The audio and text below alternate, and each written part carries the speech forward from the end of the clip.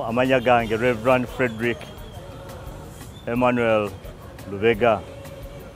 omusumba w'obusumba buno bwa Matazi Church Katwe olw'ekisa kya Katonda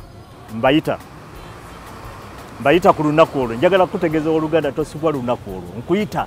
jangu obeerewo era tugenda kubeera ne service bbiri zokka oluvannyuma tufulume tufune ekijjulo makeke kijjulo ekyo bwe kinaggwa ate tuyoke tuyingire mu kusanyusa nga buli kitongole buli kibiina kireeta ebyokusanyusa olunaku lwonna tugenda kubeera wano Mukama nga tusanyusa era namwe buli omu okwowolebwa okujja okulaba Katonda amagero gakoze mu kanisa ya Matazi Church Katwe ate nga akyayongera kubanga oyo ye Katonda asobola okukola ebikulu ebinene eby'amaanyi mu linnya lya Kitaffe n'Omwana n'Omwoyo Omutukuvu.